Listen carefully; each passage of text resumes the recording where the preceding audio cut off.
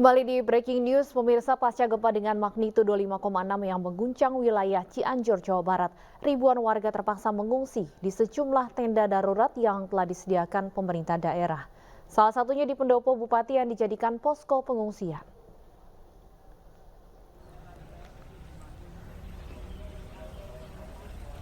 Sejumlah tenda pengungsian ini dibangun pemerintah Kabupaten Cianjur untuk dijadikan lokasi sementara bagi korban terdampak gempa bumi. Saat ini puluhan warga korban gempa menempati posko pengungsian di halaman pendopo bupati. Sebanyak 2 tenda disediakan pemerintah daerah untuk para pengungsi. Selain tenda, pendopo kantor bupati juga dijadikan posko utama gempa. Tercatat sebanyak 13.784 warga mengungsi lantaran rumah yang ditempatinya rusak. Data sementara sebanyak 162 orang meninggal dunia, 326 orang mengalami luka-luka. Sementara itu sebanyak 2.345 unit rumah rusak sedang hingga berat. Saat ini BPBD Cianjur masih melakukan pendataan warga korban terdampak gempa.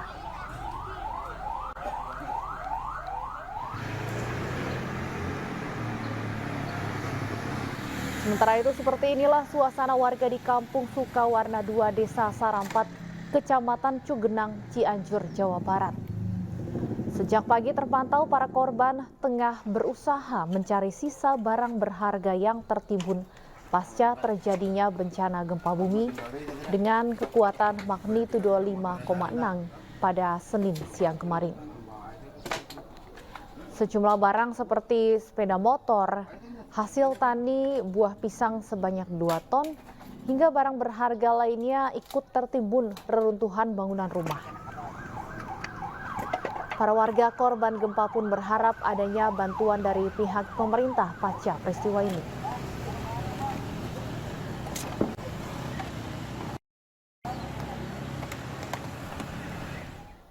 Pemirsa, pasca terjadinya gempa bumi dengan kekuatan 5,6 di Cianjur, Jawa Barat pada siang kemarin, sejumlah warga mencari sisa barang berharga yang dapat diselamatkan. Beginilah suasana warga di Kampung Sukawarna 2 Desa Sarampat, Kecamatan Cugenang, Cianjur, Jawa Barat. Warga sejak pagi berusaha mencari sisa barang berharga yang tertimbun pasca terjadinya gempa bumi. Banyak barang berharga, diantaranya sepeda motor, hasil tani, dan barang-barang berharga lainnya yang ikut tertimbun reruntuhan bangunan rumah. Saat ini warga pun masih menantikan bantuan dari pihak pemerintah pasca peristiwa ini.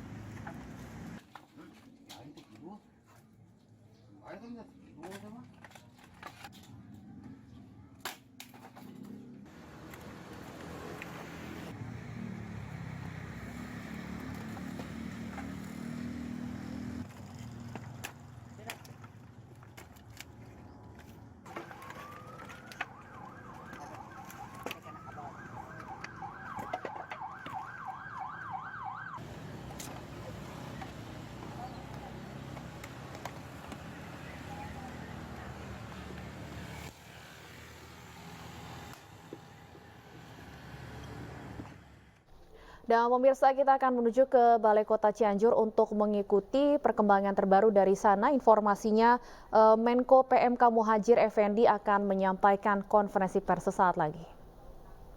Angkanya masih belum bisa dipastikan. Untuk angka sementara sekitar 162 orang meninggal dunia. Oleh sebab itu kami atas nama pemerintah mengucapkan bela sungkawa yang sedalam-dalamnya dan ikut prihatin yang mendalam atas kejadian yang betul-betul di luar rencana atau di luar kehendak dari kita semua. Mudah-mudahan mereka yang menjadi korban bencana pada di Cianjur ini termasuk orang-orang yang syahid. Amin. Karena dalam ajaran agama yang saya yakini, mereka-mereka yang meninggal karena bencana itu kematiannya setara atau setingkat dengan orang-orang yang meninggal dalam keadaan syahid. Kemudian keluarga yang ditinggalkan mudah-mudahan diberi ketabahan, tawakal, dan terus bisa segera bangkit kembali dari keprihatinan atau dari trauma yang ada. Dan kebetulan berdasarkan laporan dari Bapak Gubernur, sebagian besar korban ini adalah anak-anak sekolah yang kebetulan waktunya bersamaan dengan kegiatan mengaji di madrasah-madrasah diniyah, di masjid-masjid sebagai kegiatan rutin di Kabupaten Cianjur ini. Setelah sekolah formal kemudian mereka mengikuti pendidikan non formal, yaitu di sekolah-sekolah diniyah. Saudara sekalian yang berbahagia, dari pihak pemerintah sudah membuat langkah-langkah yang sangat cepat, baik dari pemerintah kabupaten dan seluruh jajarannya maupun dari pemerintah provinsi seluruh jajarannya. Oleh sebab itu saya mengucapkan banyak terima kasih kepada Pak Gubernur dan seluruh jajaran dan Bupati seluruh jajaran yang telah mengambil langkah-langkah yang sangat cepat sehingga penanganannya tidak bertele-tele dan betul-betul tepat waktu dan bisa ditangani secara cepat. Adapun kebutuhan yang sudah disiapkan dari pihak-pihak terkait, misalnya dari pihak BNPB memutuskan bahwa nanti hanya ada satu posko dan itu ditempatkan di kantor Bupati Cianjur ini. Dan untuk wartawan dimohon arif di dalam menghimpun berita, terutama berita-berita resmi, supaya bersumber dari satu pintu, yaitu berasal dari posko, dan akan diadakan konferensi pers per tiap hari jam 15.00. Jam 17.00, mohon maaf, sekali lagi jam 17.00. Kemudian mengenai masa darurat, itu akan ditangani secepat mungkin, karena semakin cepat semakin baik, sehingga memperringkas, memperpendek penderitaan para korban.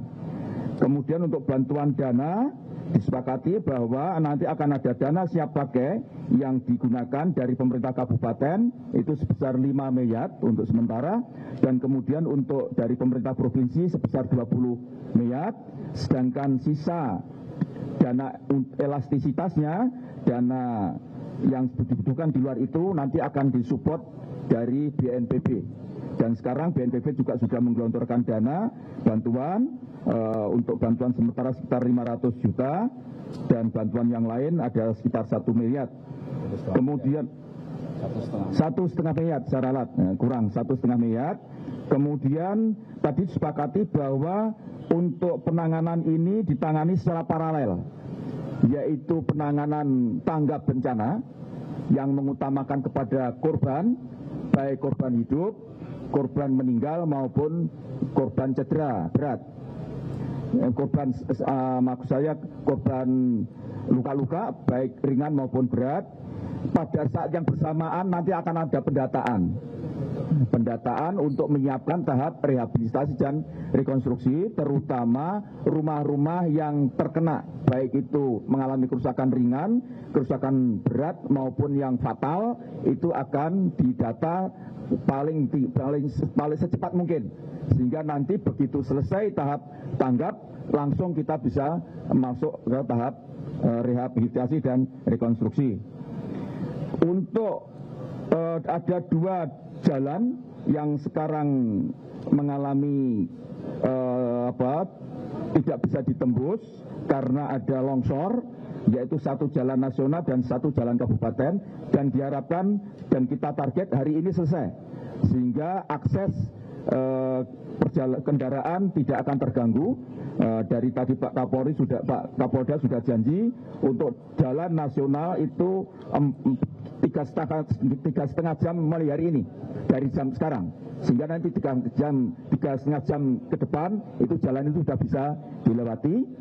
Dan begitu juga untuk jalur kabupaten nanti kita usahakan juga ditangani secara simultan. Kemudian untuk jembatan yang putus, ada satu jembatan yang putus, itu nanti akan segera saya informasikan kepada Pak Menteri PUPR untuk segera dibangun jembatan darurat. Kemudian untuk prioritas yang sekarang akan kita lakukan yaitu membongkar atau menggali timbunan-timbunan yang kemungkinan di dalam timbunan itu ada korban, terutama korban hidup. Kita harapkan hari ini selesai. Tadi dari Pak Basarnas sudah menyanggupi hari ini nanti timbunan-timbunan yang diduga kuat ada korban, terutama masih korban hidup, itu akan diselesaikan hari ini. Dengan demikian maka untuk korban yang masih hidup mudah-mudahan masih bisa diselamatkan secepat mungkin. Saya kira itu beberapa poin yang saya sampaikan. Nanti saya persilakan kepada Pak Gubernur kalau ada yang ingin ditambahkan, begitu juga kepada Kepala BNPB. Demikian rekan-rekan wartawan, kalau ada yang ditanyakan saya persilakan.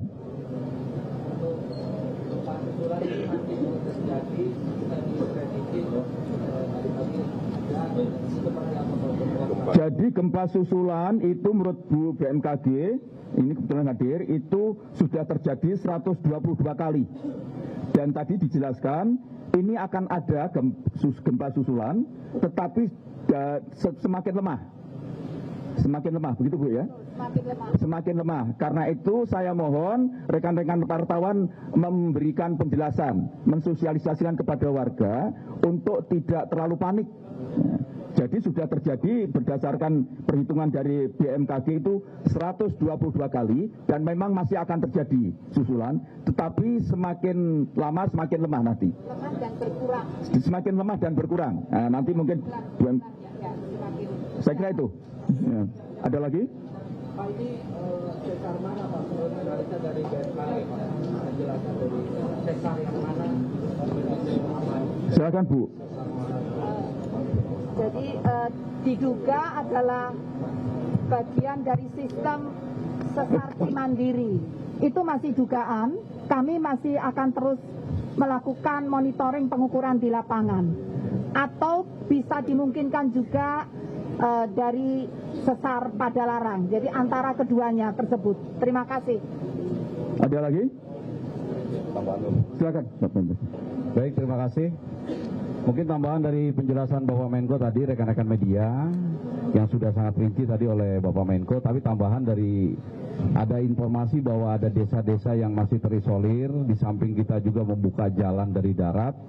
BNPB juga menyiapkan satu unit heli untuk mendistribusikan logistik. Artinya masyarakat yang mungkin masih berada di tempat-tempat terisolir itu bisa kita dorong untuk kebutuhan logistiknya. Yang kedua, bagi masyarakat yang rumahnya rusak berat ya, itu nanti akan diganti oleh pemerintah.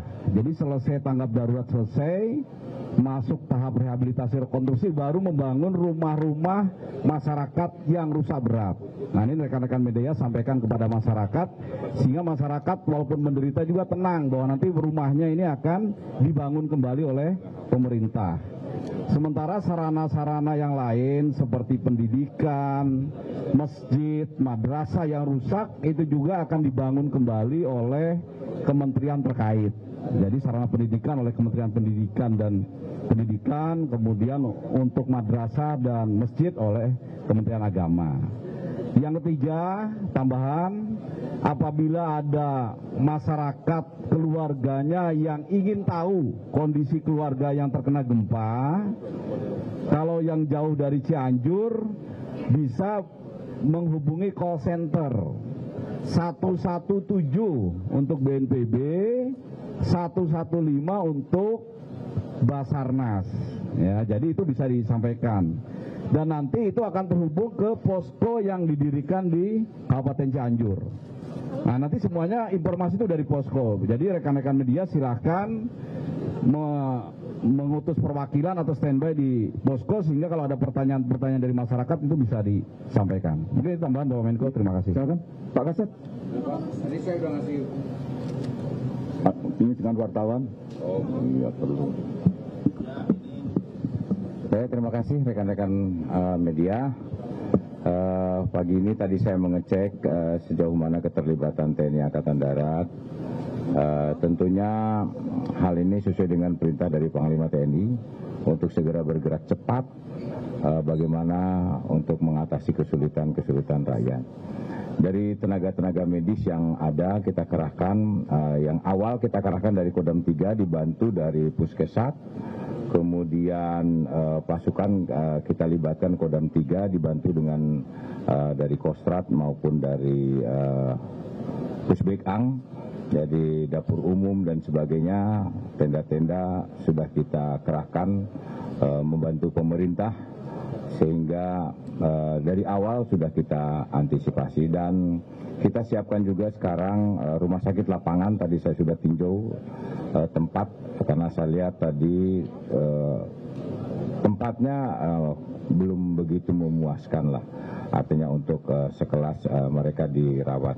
Ini berangsur-angsur kita akan perbaiki dan pada intinya TNI Angkatan Darat siap untuk membantu pemerintah dalam rangka penanggulangan bencana.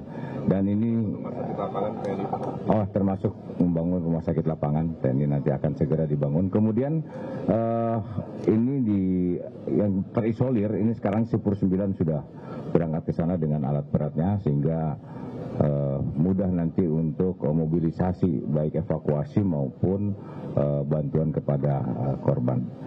Ini saja mungkin yang ingin saya sampaikan. Terima kasih. Cukup, Pak? Ya. Saya kira cukup ya.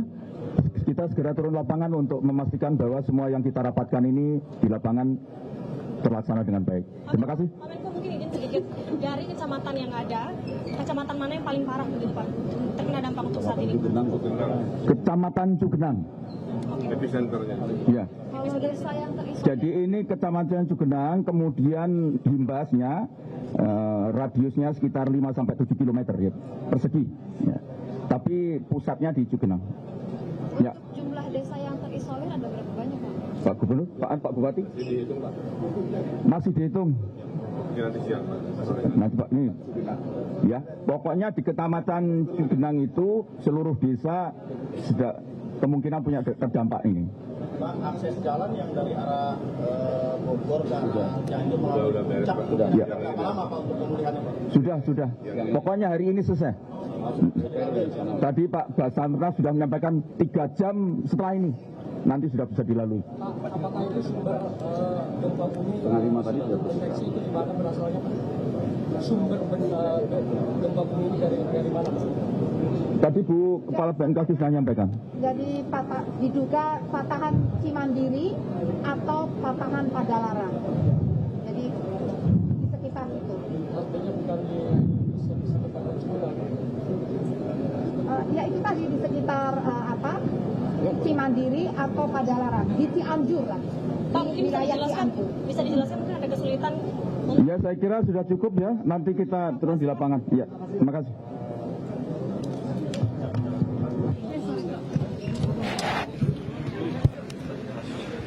Sudah selesai.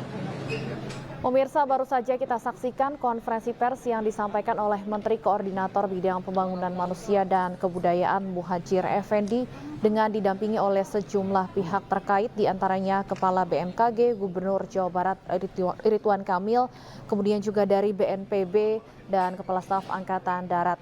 Disampaikan bahwa saat ini prioritas dari sejumlah pihak yang terus berkoordinasi adalah masih mengevakuasi korban yang kemungkinan masih tertimbun reruntuhan bangunan ataupun juga masih tertimbun longsor. Dan diharapkan hari ini bisa selesai evakuasi ini. Dan disampaikan juga bahwa untuk kondisi atau wilayah terparah yang terdampak gempa berada di Kecamatan Cugenang. Dan disampaikan tadi juga oleh Kepala BMKG bahwa sampai saat ini, sampai pagi hari ini, tercatat sudah ada 122 kali gempa susulan. Namun gempa susulan ini memang akan terus terjadi, namun kekuatannya akan melemah sehingga warga diimbau untuk tidak panik, namun tetap waspada. Dan pemirsa, breaking news akan kembali usai jeda berikut. Jangan kemana-mana, tetaplah bersama kami.